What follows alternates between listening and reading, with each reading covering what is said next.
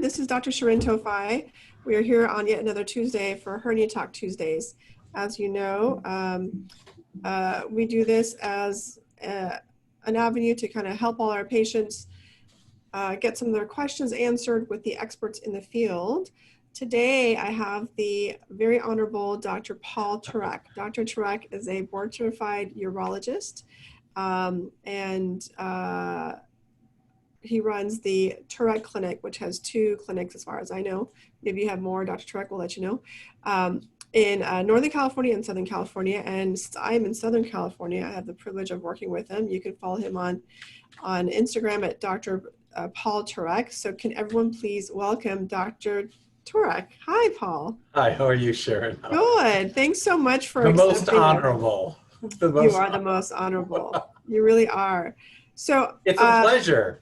Thank you. Well, as everyone knows, I'm not a urologist. I don't even play one on TV, but I do have a lot of great urology friends. You're definitely one of them. And urologists like their jobs. You guys are fun people. Yeah, we are. You really are. If anyone needs to invite anyone to a party, you want a urologist. Urologist is one. Rod Squad, Stream Team. Yeah. The Stream Team. You guys are funny. What? What did you say? Checkers, Rod Squad, Checkers. Stream Team. Yeah. The jokes are just like one after another, plus the stories, and you guys in general, I think, are happy. I think urology is a very happy specialty, and you also deal with not just kidney and bladder, but you're specifically a specialist in men's sexual health. Yeah, I'm a small part surgeon. Small part surgeon, but small parts, but very big consequences. Yes, right. Right? So I'm a genital microsurgeon, basically.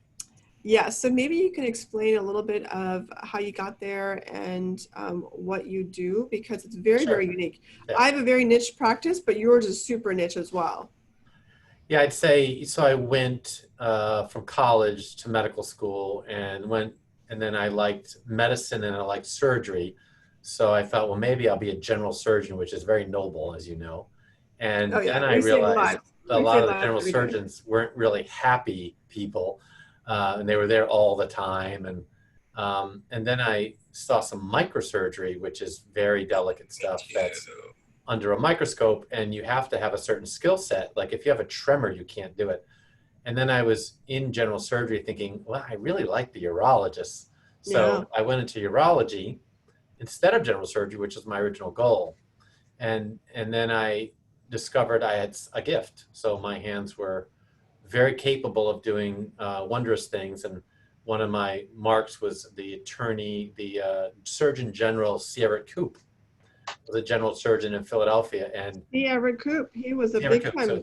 So he had the world record for an orchidopexy, fixing a kid's testicles procedure, at 19 minutes, and I beat him by 1.5 minutes as a resident. Oh, because he was a pediatric surgeon. Right. Yeah. But he liked urology. So this world-class guy, I did a procedure faster than he did. Wow. So I got a little notoriety, but I realized, hey, take advantage of it. And then I went into a fellowship training in microsurgery in urology in Texas, and worked with some of the heart surgeons, and just great time. And then now, sorry, my light is blinking, but, and now I've gone into sort of small part stuff. So the big procedure for me would be a man who has no sperm and is blocked somewhere, and we figure out where he's blocked and do microsurgery and reconstruct it. And these are 5-6 hour cases, and they're very gratifying, and they're very successful, and it requires, lots of practice. You got to be in shape. It's long stuff, and it's complicated. Yeah. Well, that's how I came to know you, because as you know, I do hernia surgery. I see patients that have testicular pain that are deemed to be due to their hernia, but I came to you because you do these really complicated microvascular surgeries related to fertility and post-vasectomy patients. So the way that I see the complication from hernias, you see the complications from vasectomy. Right. But sometimes hernia repairs or hernia mesh But the scar tissues can affect your organs, right? The vas and others, and they may be infertile, or they may have an erosion into the vas. They may have testicular pain, and we've had multiple operations we've done together on patients that have done really, really well, but super complicated. Yeah, they are. Like you said, small surgery, right? We're working in like this amount of space, but completely changing their lives because they are either fertile or don't have their testicular pain. Yeah, You've been a so when godsend. you I'm start glad with to the talk to you. basics, I mean, when you see patients, say the patients we see together, you say they had a hernia or something and a mesh or something, you know, the first thing that I look at is the first thing I would say that we both do that I don't know if anyone else does is we assume that the pain is real and it's not something that's in their minds. And patients don't Amen. get that. You know, they get surgeons who say, or whatever, doctors who say, sorry, or I think that's normal, or live with it, or, but you know, you didn't have pain before and now you do, or maybe the pain got on away and came back, but whatever, you got to believe them. So Yes, I think the magic is believe them. And then the second thing is make sure they're not doctors that tell you what they think it is, because just be good observers of your pain and tell us all the details about it. Like when it happens, when it doesn't, what makes it worse, what makes it better, where is it, what's it feel like? Those kinds of observations are powerful because it can really help. You're basically a neurosurgeon of the area, right? It helps you figure out which nerves are involved. And then because you're there are both nerves. anatomists, right? There are nerves So, there. yeah. People don't know And there we are know nerves which there. ones are connected and which ones aren't. But just being a good reporter of your symptoms is excellent for us. So we believe you and we track it. And then the next decision, I think, from the surgical point of view is this pain that's starting in the organ that's hurting, or is it referred to the organ that's hurting? Right. And with a lot of mesh stuff, it can be both, right? It can be in the mesh itself, in the groin, or it can be in the testicle because it's in the mesh in the groin. And we have to figure that out. And then that tells us what to do and what's involved. So the complete picture is you and I agree on which organs are involved and which nerves are involved. And then when that happens, usually we're right. Yeah. Usually we're right and we can make a plan that will help the patient. That's really satisfying. But there's a lot of ifs in it, right? There's a lot of ifs, and you know, if the reporting isn't good, or if the pain's inconsistent, or if the pain's changing a lot, or whatever. But I'd say that, you know, what's really gratifying about our combined cases is they're usually very complex, but we're able to distill out what we both think is going on, tends to agree with the symptoms, and then we go after it with that hypothesis, and we're usually right, and we help people. So you're absolutely right. So vasectomy, you start with vasectomy as kind of what sparked you. And vasectomies, Yeah. oh, just do in the office, barely even anesthesia. So many men get it. It's a very high volume procedure done. And who figured out that vasectomy can cause chronic pain? Just people start listening to patients instead of poo-pooing it. It's all I their don't head. know because it's a 100-year-old technique, but I'll tell you that the number that we roll around that really is true is 15% of men, Oh, wow. 1-5, after vasectomy will have pain 3 or more months after the procedure if you ask them, right? But I would also say that most surgeons don't want to know that, right? They don't want to know that their patient's in pain.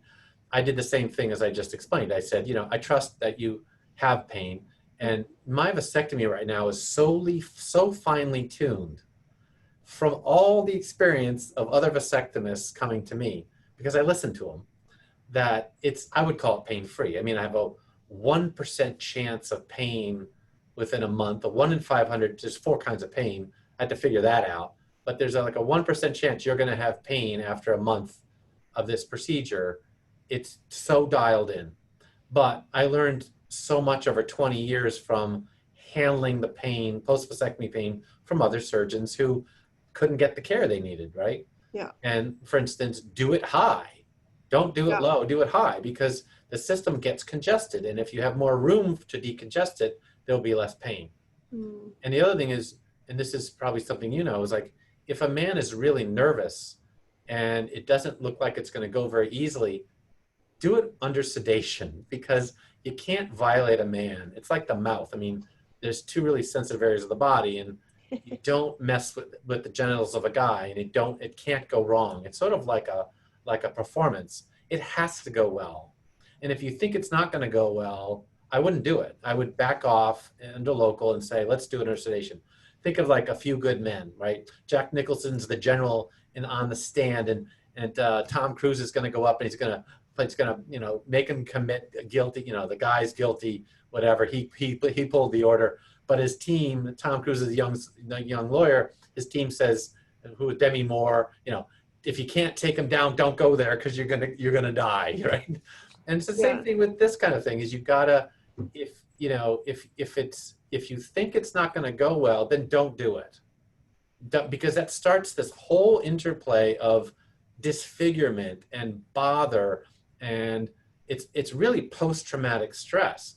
So really is, a man has pain, true, but the microphone that makes it unbearable is the fact that no one cares and he can't get help for it. And then it becomes disfiguring and traumatic, and it's literally like war. It's like post-traumatic stress. So I know a lot about that, and I don't go there. I will stop. And so, but this hernia stuff is usually pretty straightforward, and it develops later. But again, the bother score goes up because the pain is ignored. I feel like you're basically talking about my specialty. The parallels are exactly the same. Yeah. So we actually also quote 12 to 15% chronic pain at 3 months. After hernia. It gets quickly, better. Does that depend on what approach? Like the plug or patch or laparoscopic or? It's considered all comers. Some are worse than others. It's mostly data from anterior mesh approach. Mm-hmm. But one great study done in Europe where they do a lot of tissue repair showed the same exact number with tissue repair. So really? It's not a mesh specific phenomenon. It's an inguinal hernia repair phenomenon, but with mesh repairs, often it's the mesh that's the cause. As part of what it is, and then with the non-mesh, it's usually nerves and scar tissue or recurrences and so on. Mm-hmm. I think what is super important is knowing anatomy, because patients come to see me and then I send them to you or vice versa. And like my notes like this long and your notes this long, because we sit there, we totally go through everything and we kind of logically figure out the anatomy. I have so many patients that had already had their testicle removed and denervation and triple neurectomy, and all they had was like a hernia recurrence or something crazy like that, but no one listened to them, and they thought, oh, you already had your hernia repair, so now there's all these other issues, and now they have like one less testicle and a bunch of nerves are gone. Totally unnecessary. But if you think about it, they'll come to you and they'll say, I have testicular pain, or I have pain with sexual activities. And then you're like, okay, but you also had this hernia repair. But like, you understand that just because you have testicular pain, it can be extra testicular. Like right. The reason could be higher up at the hernia repair right. than lower down, because that's just anatomy. It's a trick of the nervous system. The nerves come from trick of the nervous system. So, it has a solid branch up high and it's got fingers, and you can tickle one finger, but the nervous system can't tell which finger is being tickled in the brain, but it's all coming from down there. But that's the referred pain thing. Yes. Phantom pain sometimes, things like that. And it's real because the nervous system senses it, and you're not crazy. You're not crazy. But what can make a man crazy or a woman is bother, right? If it's there and no one believes them and no one does anything, that can drive you crazy. That's really disabling, I think. Yeah. So I like it because, if you send me a patient with a hernia issue, my question is there a reason for him to have pain in the testicle, or is there? And I'll say this to you, in addition to being an anatomist, is the physical exam matters enormously. In most of medicine, it doesn't, right? Even in prostates. But how big are your the PSA is better. But I have ultrasound machines and all that. They sit there collecting dust because a good physical exam is priceless. Yeah. Yeah. So we have tons of questions already. Oh. There's a lot of benign prostatic hypertrophy and lower urinary tract questions. Yeah. So I'm going to skip those because we can have a, prostate kind of specialist in the future. A We like to live focus prostate talk. on like, Let's talk you about a know, live prostate. that, yeah, but the first question is, how likely is chronic testicular pain after inguinal hernia repair surgery? I don't know that we know that actual number because it's very surgery and technique specific, but the point is it can be treated, correct? Yes, I mean, Yeah, that's your question. yeah, yeah. So, Chronic, yes, chronic pain. So where can it happen? It can happen in the testicle after hernia. It can happen above the testicle in what's called a spermatic cord, which is the cord that leads to it. It can happen in the epididymis, which is an organ around the testicle. It can happen in the groin. So it can feel just like completely unrelated to it. But yeah, but if you do a good exam and there's no reason to have testicular pain, then I would boot and say it's got to be referred from a PI, and there are nerves that go through the cord, go through that area to the testicle that innervate it. So anatomically, it makes perfect sense. So you often send me patients saying, there's complicated cases at a hernia repair, but then you had a vasectomy. So which one do you think it is? And I can tell you that difference because that's pretty clear, which is congestion and which isn't.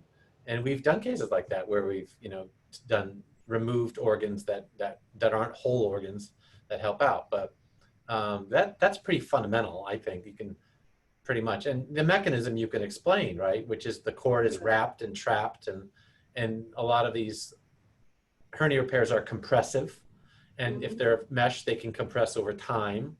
And there's ilioinguinal nerves and inguinal branches and things like that are right. involved. So Yeah. So the first the question is like, is it really testicular pain? So some people say they have testicular pain, but if it's more referred pain, like their testicle itself, if you touch it doesn't hurt, right, that's referred pain towards the testicle. So that's important to figure out. And some people anatomically mistaking their testicle for their scrotum. The scrotal skin got it. is different than what's inside, which is the testicle. Yeah, So there's separate nervous systems essentially. yeah, so the nerve that feeds the scrotal skin may be injured. That's a different nerve. That's a genitofemoral Right, nerve. and then maybe the inner thigh is a problem, and that's a different nerve. Or Ilioinguinal nerve. there's leg pain, which is a different nerve. Yes. So, we can tell whether it's simple pain or complex pain, or you can point to the hip, right? It could point to a completely different organ or the pubic bone. So I diagnosed the patient with a hip problem last week because he said he had scrotal pain and he had a varicocele, which is something else that can cause it, or a hydrocele. But I said, but the pain pattern doesn't fit that, right? Yeah, just because you have that doesn't mean that's a And he cause. said, well, I said, when is it worst? And he said, when I run. And he said, and when I sit down. And when is it best? When I stand up and just stand there. I'm like, so he's got a hip issue. When his hip is flexed, it hurts. When he's running, it hurts. And when he stands there, it's fine. Yeah. So we ordered an X-ray, and he's probably going to have a hip problem. Yeah. Cured, right? Didn't touch the guy, right? Yeah. Yeah. So there's a lot of stuff in the pelvis. What people don't know is, there's this whole concept of triple neurectomy in hernia surgery, and that's the cutting of the three big name nerves, which is ilioinguinal nerve, iliohypogastric nerve, and the genitofemoral nerve. Those are at risk with open hernia surgeries, not so much with laparoscopic. But with testicular pain, what happens is the nerves around the vas, like what are they called? What, basal nerves? The nerves around the vas are often injured, either because it was just manhandled, not woman handled, but manhandled during surgery. You're allowed. But more commonly, it's like injured and there's inflammation from surgery, and then the mesh gets stuck to it, or the mesh is too tight, and it's like guillotining or strangulating or eroding that vas and therefore the nerves along the vas. Or with laparoscopic surgery, what I see is here's your spermatic cord, the mesh lays on the cord for a long length of it, and because of that, it either adheres to or tugs on the spermatic cord and the nerves associated with the vas, and downstream you get sensitive testicle, swaying of the testicle hurts, but they prefer to wear like tight briefs, and just kind of undoing that interaction gets rid of the symptoms.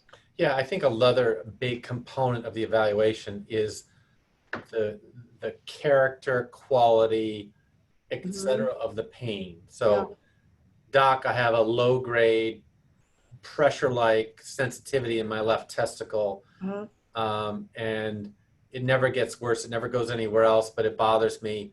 And I had a hernia repair, and I would say, and I examine them, and they have a varicocele, which is a vascular issue that probably happened at puberty, and Right. that is a separate surgery with a separate problem, highly curable and relatively unrelated. Although the microphone that the surgery brought to the area brought it out, right? Because maybe he Right. didn't Right. have it Right. before, now he Right. does. And so that's, quite curable. Yeah. Um, things like that. So if you said it's sharp pain or stabbing or, it's totally different. So those kinds of accurate reporting details really make a difference, because a combination of the right pain pattern with the right finding is usually right. Also, But again, you pain, have to care. You have to there's care. a difference between pain with, so people with hernia related either hernia or hernia related problems, um, usually don't have sexual dysfunction, but it's painful. So if you have a pelvic floor disorder or hernia or a complication from your hernia, and those muscles are contracting from orgasm, then that could be misinterpreted as sexual dysfunction, whereas it's Often. really a Right. problem up in the pelvic floor, right? Yeah, and honestly, I mean, you're not a guy, so you don't know this, but if a guy knows that he's going to have painful sex every time, guess what happens?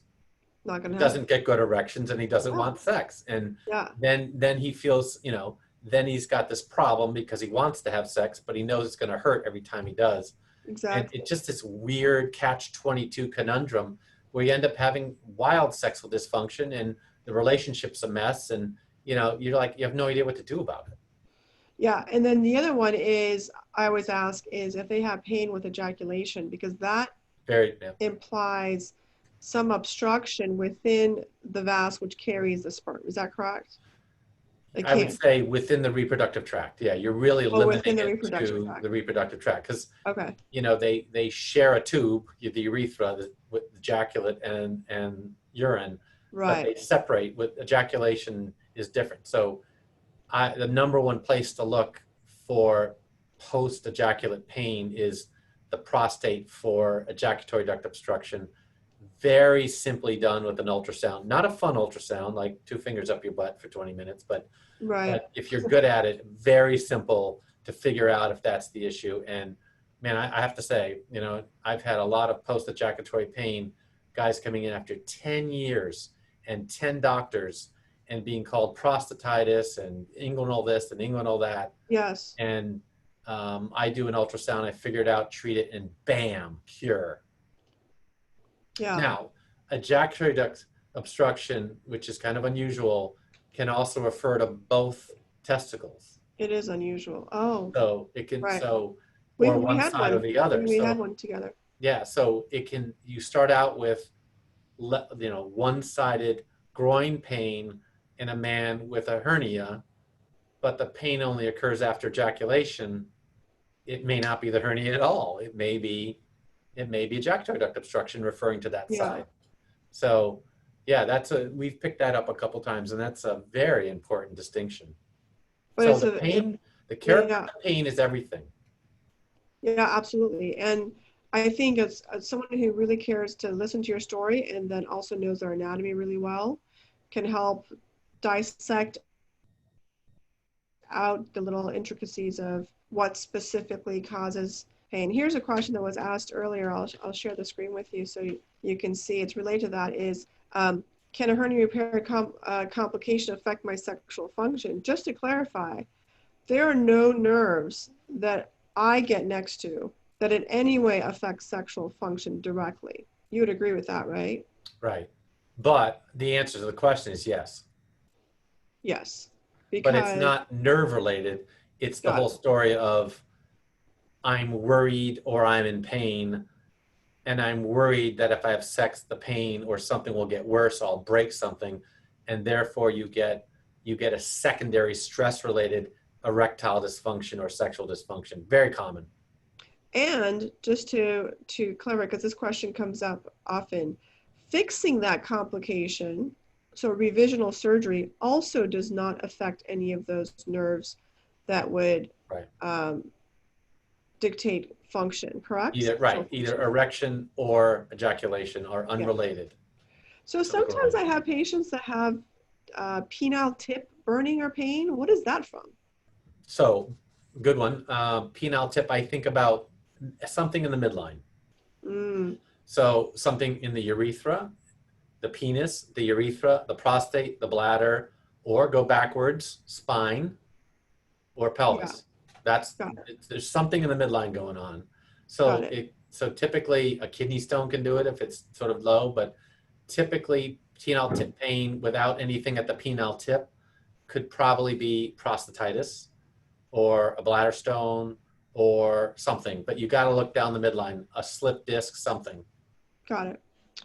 Another question has to do with fertility. This has been a question that we don't have a perfect answer for, which is, does having a hernia affect fertility? And does having a hernia repair affect fertility? What are your answers to that? Great questions. I have a great audience. What are you talking about? Great, yeah. I don't know where people, my audience does great. Like, they do so much research. Are these planted questions? That you plant these ones? These are completely like on Instagram, I believe you, doctor. For example. Doctor, I believe you. So so a hernia is, tissue, bowel coming next to the testicle, entering the scrotum. So I would say generally no, but if the hernia is large and it has gone down and filled the scrotal sac with a hot organ like the bowel, you might overheat the testicle and it could affect fertility, yes. And repair of hernia could if you have a complication. So if you snag the vas deferens and and they get a vasectomy at the time, yeah, that would be a problem. If they have a mesh repair that invades a spermatic cord and blocks the vas, then yes, they can, that would typically have to be on both sides to work. And, we've seen that. So yes, so a hernia repair can affect your fertility. So my advice, and I've said this to you, is if you're thinking about having kids and you have a hernia, try to do a tissue repair, because I think the rate of those injuries is probably less. Yeah, and we've done that. We've had patients that maybe weren't the best candidate for a tissue repair, but fertility was an issue, or they already had, let's say you reconstructed their vas. I don't put mesh in those people because I don't want so we had a guy, like a vasectomy reversal along with a hernia. You try to do it naturally so that you don't have, desmoplastic mesh that might cause another vasectomy at a different level afterwards, even if it's a 5% chance. So yeah, but I don't know. Tissue hernia repairs seem. I hope they come back. I know they're not as strong, and I know if I heard the conversation, which it might not be as permanent, but it may be good for 5 or 10 years, and that's all you need, or whatever. So another question that's posed is, if a patient has had a hernia repair and now they have testicular pain and erectile dysfunction issues, who should they go to first? Which kind of specialist should they see first? They go to the urologist? I would say anyone who listens. Yeah. It's not about, you and I come up with the same diagnosis from completely different fields because we listen. But I also see people that go to testicular pain with a urologist who doesn't treat hernia-related problems and don't understand that hernias and hernia-related complications can cause. And they're just focused on the testicle, and they do like tests and injections, and eventually they say, let's do an orchiectomy, but I can't promise it'll get you better, and it never gets them better. Now they have phantom pain.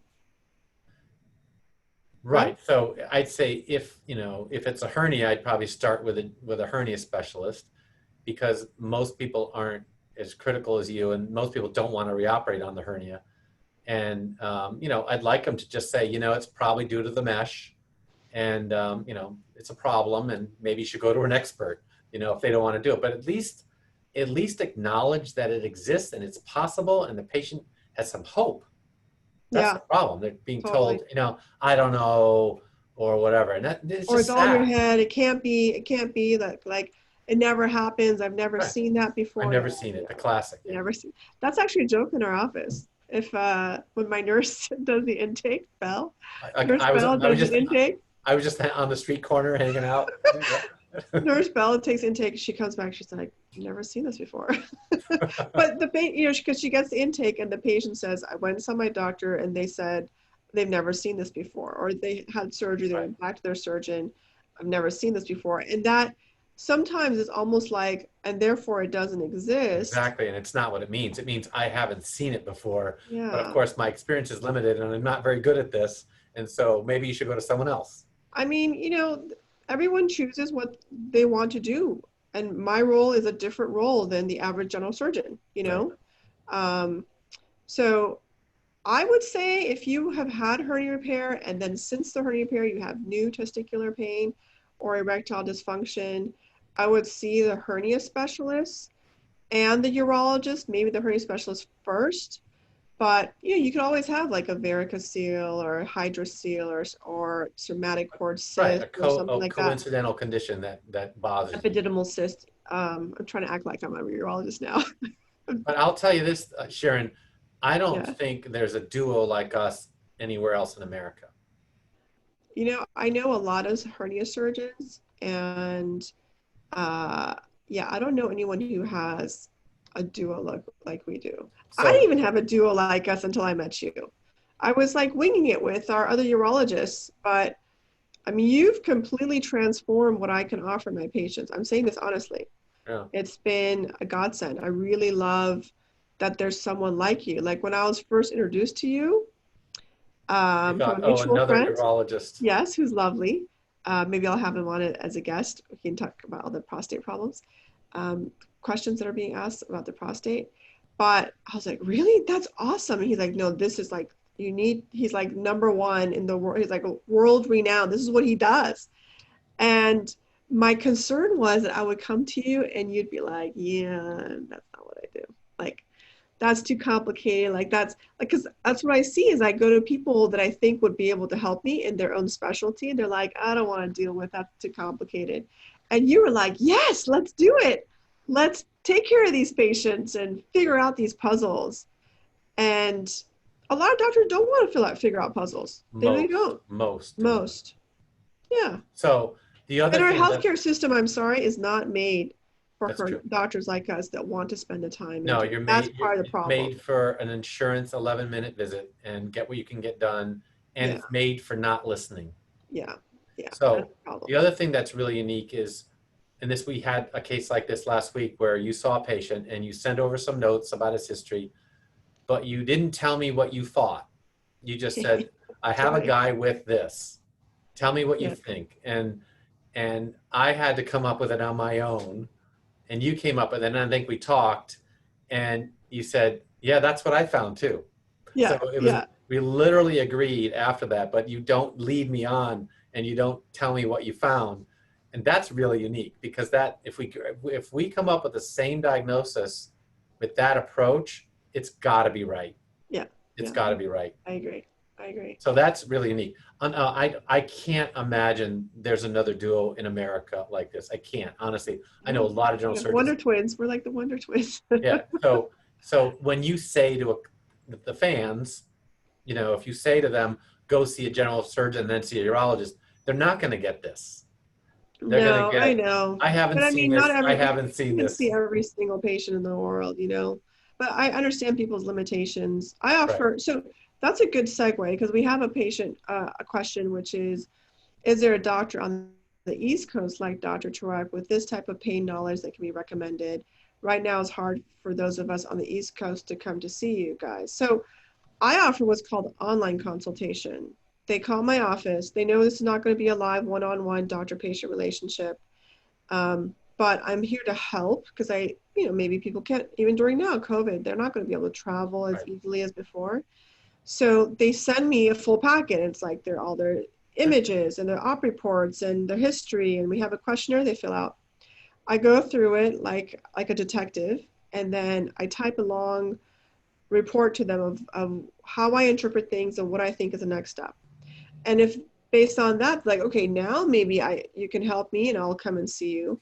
But what do you do for Same your thing. out of Same same? thing. I do virtual care. It's called men's virtual care. So Huh? go to the turekclinic.com Yeah. and you'll see men's virtual care. So we do phone calls, but we do, Zoom visits, all the paperwork, everything.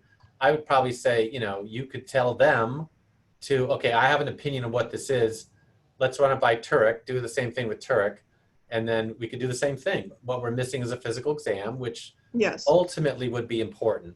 Yeah. I think very important to do because you can't complete it. But yeah, you can get a lot Yeah. done. You And missed the hernia. I've You been missed doing the exam. second opinions for 20 years. And Mm-hmm. and now they're virtual. And, it's great for patients because you can put them on a whole new path. So they go to the turekclinic.com. That's your website. Is Yeah, there and a just look at form what's or like a, available. Just contact us and you can see, you oh, can set up a contact virtual us? care Yeah. and, you call us up, we'll set it up. And, it's not cheap, but you're going to get Yeah. fantastic care. I think it's cheaper than going to multiple doctors Oh, absolutely. and getting Plus, the you can wrong just care. roll out of bed and put your pajama bottoms on and get on Yeah, camera. how is virtual like telehealth with in your specialty? That must be a little awkward. No, not at all. All I say is, if you're going to show me your incision, just pull the blinds in your room Uh, because you're like sneaking up to a computer with I your know it's small a parts. Yeah. little. It's. So I I mean, just I've think done. make sure the Yeah, blinds are closed. That's all. yeah. I mean, I do inguinal hernia surgery, so I'm down there. But just, All the time. You but live it's. there. I know, but behind a camera, it's different. I don't know. Oh, well, I just tell them, it's up to you, but it's up to them if they want to do it. But Yeah, yeah. it's, Okay. if they have pain, I say, drop them, close the blinds, drop them, and show me where it hurts. Yeah, It's not yeah, the same as an exam. You need to really examine because yeah. my examination is crucial, right? So, but yeah, virtual care all the time, day and night. I did 5 or 6 patients today virtually from around the world. So you also do vasectomy reversals, is that right? That's my favorite thing. Is it? Yeah. That's microscopic surgery. Yeah, so we have published some of the highest rates in the world of reversing vasectomies anywhere from 1 year old to 40 years old. Not the patient, the vasectomy. And what Oh, happens with older vasectomies is the original blockage stimulates a second blockage deeper in the system, which makes it harder to reverse. And so one procedure is a straight connection where you put the ends together. That's yeah. what you think about with reversal. It's called a vasovasostomy. But if the second blockage exists over time, typically, It's 8 to just like, 15 years later, yeah, then from that procedure disuse. will fail and you have to Ah, do a bigger procedure that's even harder, that is very difficult and needs constant experience to be good at, which a third of my cases involve. It's called epididymis to vas. So that's an epididymovasostomy. We're talking 10-0, 11-0 suture, I remember we tubes did that one of are, those together. yeah, tubes that are 200 microns big, and you can't have a tremor. If a car goes by the surgery center like a truck, you'll feel it. That's how the suture is the tenth the size of a hair. Yeah, no, we did one together because there was injury at the Mesh vas hernia, at the groin, and then down there was he already had second epididymal blockage. surgery and a No, bunch the of other second problems. blockage. It was from the The first one. second blockage. So Yeah. the first one blocked the vas. The second one was a consequence of that. We fixed them both at the same time. Yeah. I'd never done that before, and it worked. I mean, he was a young guy too. Like he really Yeah. needed your help. I So can't anyway, do I that for think sure. so. Those are challenging, and 20% of my vasectomy reversals are redos, like your stuff. So, Yeah. they've already Oh, so had they sort have of it and they have it the again. wrong operation done. They needed a different one. So then you have to deal with someone else's work. It's like a remodeled kitchen, right? They just remodeled it, but you don't like the remodel. You got to do it all over again. And Yeah. those are fantastically difficult. My third favorite case is, here's one case from Alaska. A couple comes in, they're really out there. He's a truck driver, she works at home, and they don't like taking medications. They don't like anyone else around, and they want kids, so they had kids. Mm, Then he had a vasectomy because that's the best contraceptive for them. Then hmm. he had a reversal. Then he had kids, and then he had a vasectomy. And then he said he wanted a third kid. Oh my God. So they're using vasectomy as a temporary contraceptive, which is their best choice, right? They love it. And now they come to me after 3 vasectomies, wait, 1 reversal and 2 vasectomies? Mm-hmm. Vasectomy, reversal, vasectomy. Yeah. Yeah. And so I'm its 5th procedure. And those But things. doesn't the vas get shorter each Yeah, time? those are Oh my God. those are technical. That's a really technical issue. And you can do wonderful things with the testicle, and the guy will never know, right? But you don't want to tell him. But you can flip them upside down. You can turn them sideways. You can do lots of things with testicles. The guys will never know. But that guy, the whole problem was his last vasectomy. The guy took a big chunk of the vas out. Oh. And so I had to flip the testicle upside down to get it together. But we got it together and it worked. I mean, they don't care if the To testicle's me, upside that's down, like right? the Olympics of microsurgery, is to try to overcome that when no one else would try that. So I've done a couple laparoscopic hernia repairs. The patient wanted a vasectomy. The urologist came in, did a laparoscopic vasectomy.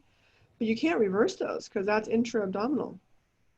You can, but so the problem with that is the reversal is microscopic. So wherever you do it, you have to put a microscope on it. So it's like robotic So microscopic. you could potentially do it robotically, and there's a couple people in the country who do it, but it's overkill for the average case. But there's no series reported on that. Yeah. So the way you would probably do it, so when I do groin surgery like varicose, I always do the vasectomy in the scrotum. Right. So just that do was it.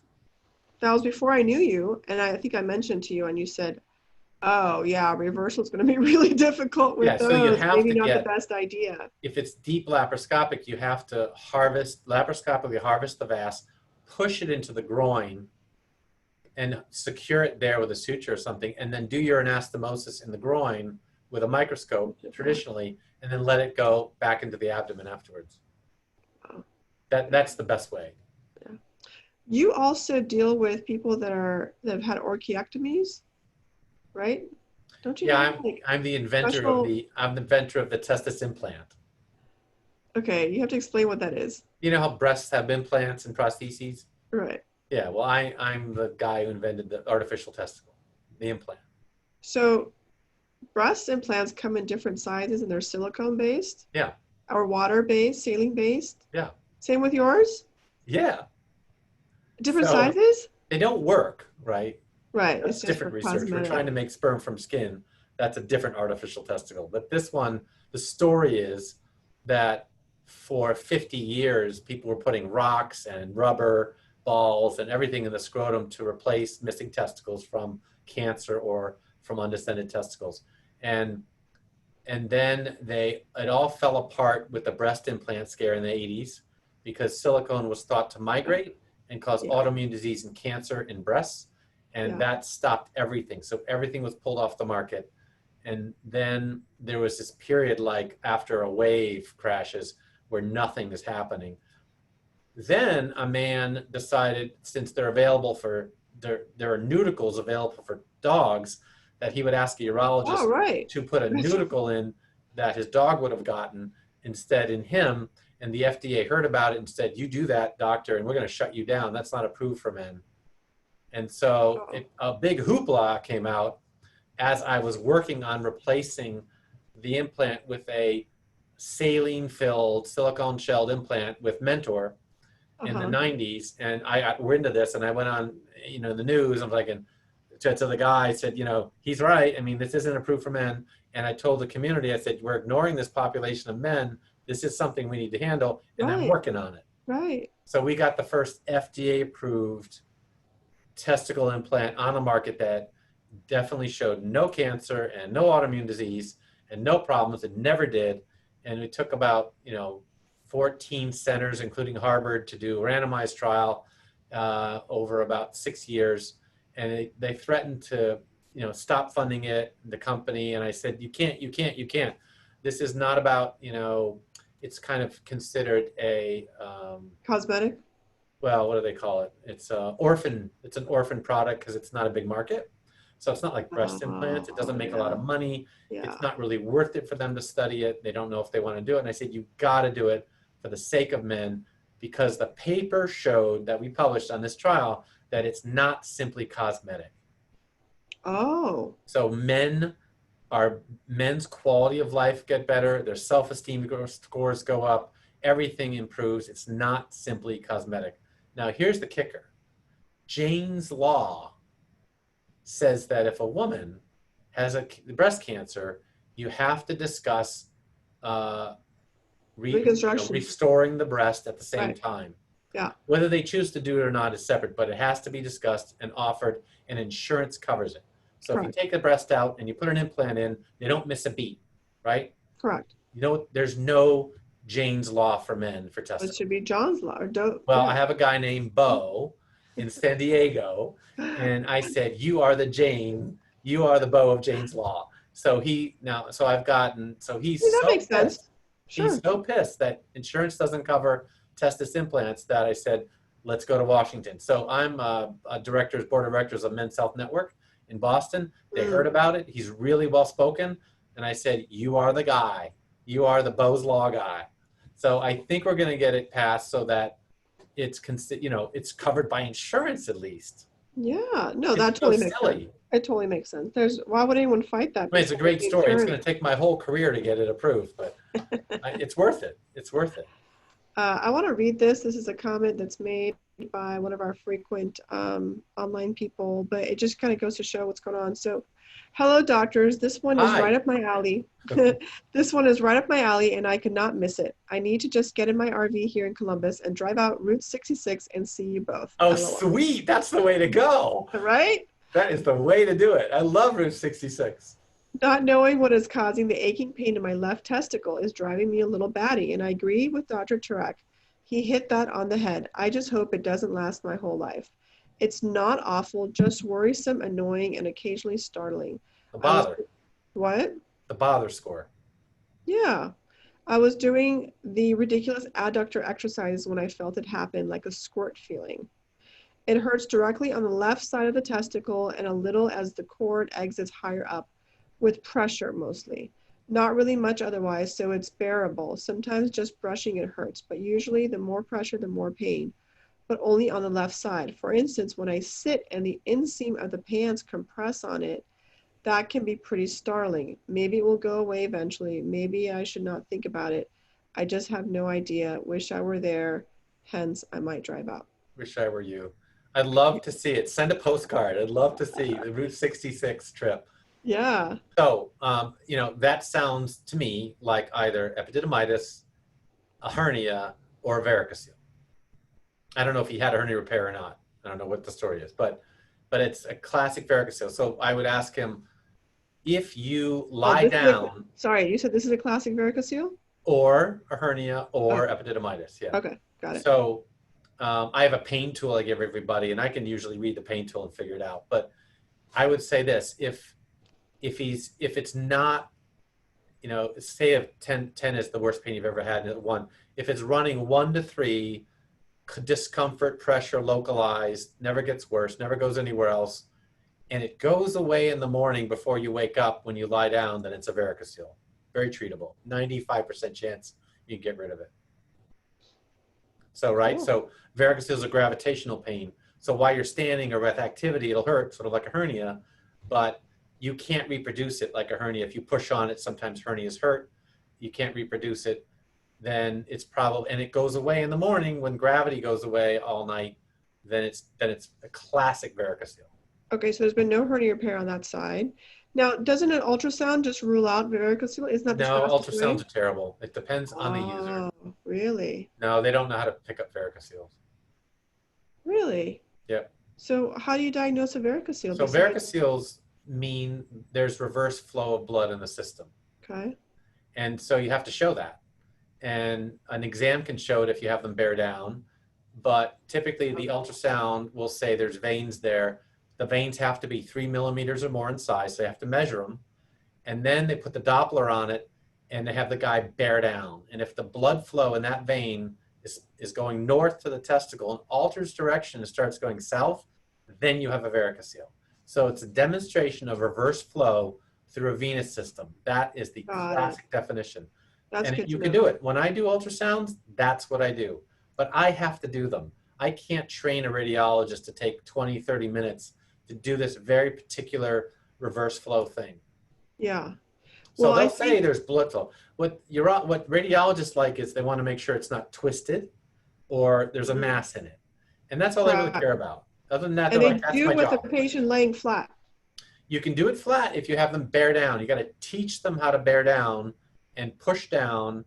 It's called Valsalva, and not move too much. So I have to train them for 5 minutes. I'm going to do this. When I say three, with 1, 2, 3, I want you to bear down slowly, and I'll watch the vein and I'll show the flow. But So if you order a testicular ultrasound, usually the tech just does it with you flat with no bear down. Is that correct? right, they don't know how to do that That's the problem. because Same it with a takes hernia time ultrasound. to teach the patient to do it right. Yeah. So he said he did get an ultrasound and it killed him. It was like so painful for days. Is that a clue? No, that's strange. Okay. Okay. Unless they, had a hammer at the end of the ultrasound or something. That's terrible. No, I mean, to me, that would mean that it's like a sunburn. That would mean like that might be epididymitis, like something right on the Very organ is tender. hurting. Yeah, where you're very tender and inflamed. Right. Something's Inflammatory inflamed and component. it's directly there where you're touching it. Does a varicocele have an inflammatory component to it? Not like that, no. Oh, okay. It's more congestive. Yeah. So you have a very popular blog on men's health. Can It's you maybe? award-winning. Is it really? 5 or 6 national awards, yeah.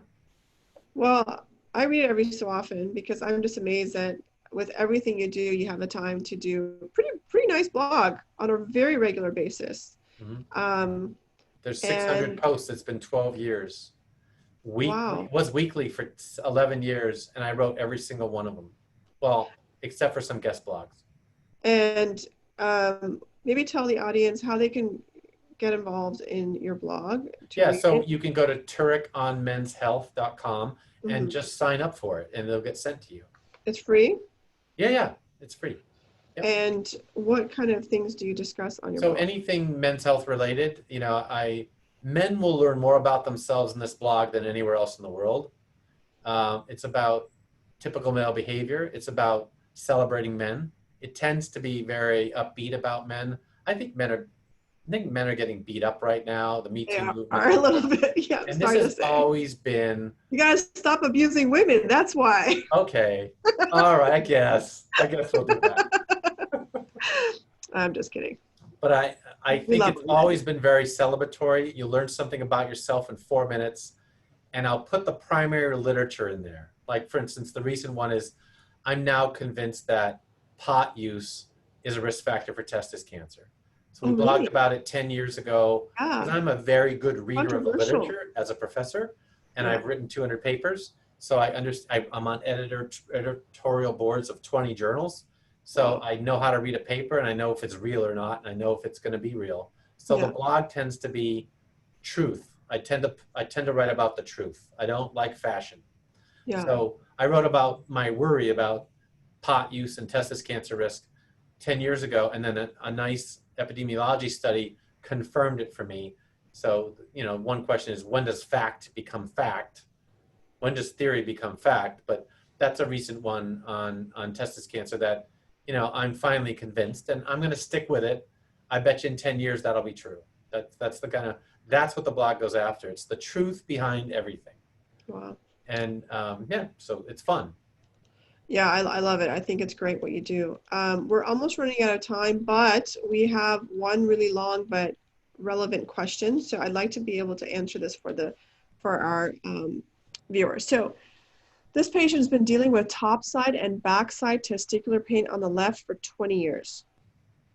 Topside and backside. And backside of the testicle. Okay, sounds like a varicocele. The past history is tissue repair on the left side. Exploratory surgery a year later for a potential nerve injury where they found an ilioinguinal nerve was cut and a neuroma. During the second surgery, they put mesh in as an onlay patch. So that's a typical Lichtenstein, sounds like, on top of a McVeigh. About 3 years ago, I saw a urologist. By the way, I love it when you use big words like that. Typical. Look at Um, Gina on a you know, McVeigh. about 3 years ago, I saw a urologist Sexy. That's sexy. who recommended a denervation. He did a spermatic cord block to test to see if I would be a good candidate for the denervation procedure. I had a 30% relief. Since blocking, my testicular pain seems to have increased a bit, and I've been experiencing constant aching penile pain locating in underside the penis and shaft, which I didn't have before the block. So now he has penile pain So it's since the probably spermatic cord block. left lateral shaft pain. Okay. I mean, that's the sounds of it, on one Okay. side only, on the side of the hernia. Correct. Underside of the penis, which, okay. Also worth noting is I have a unilocular cyst in the head of the epididymis, small cyst in the body of the epididymis, trace hydrocele, small varicocele. All the urologists have said none of these could be causing my pain, and I've been to countless doctors with no luck finding answers. So 2 hernia repairs, 1 with mesh, an ilioinguinal nerve that was cut, and top side and back side testicular pain for 20 years since the original hernia repair, the tissue repair. Could the So the new pain on the vas could have been penis. injured? Plus new No. pain at the penis. So the penile pain, let's talk about that nerve distribution. Yeah. Is that a cutaneous branch of one of those nerves? No, the ilioinguinal only goes to the penile shaft, penile base, Base. not the shaft. Yeah. Okay. So that's going to be an inferior, probably scrotal nerve coming up, which is not right. So that's not one of the classic cord nerves distribution. Correct. It's not the ilial branch or the inguinal branch of the ilioinguinal nerve. No. So I don't know about that. I don't know how to explain, because it sounds like it, when you see the distribution of pain increase like that, you think you go north, right? You go north for some common bundle of nerve that might be affected. But my question is, if they cut his ilioinguinal nerve, why wouldn't he have a patch of numbness? Yeah, he should have numbness at kind of the base of the penis and Right. maybe inner thigh. Like the external inguinal ring area should be numb. Mm-hmm. So maybe that's what he's talking about. Maybe that's the penile pain or something, but it may feel like pins and needles, not pain, but pins and needles. So that, he does have the numbness. He confirms he does have the numbness. So that's appropriate numbness. Okay. But what I'm wondering is, if this all happened at the time of a tissue repair, with the McVeigh, just with any surgery in that area, they could have injured the vasal nerves. Yeah. Right? Yeah. They already injured the ilioinguinal nerve. That wasn't appropriate for a tissue repair, and they had a neuroma. So that may be a clue that this was just like a very aggressively handled tissue, and there's injuries. And the basal nerves are, web-like and spider web-like. They're very thin. And then they did a cord block. So if the cord block, a cord block should do it.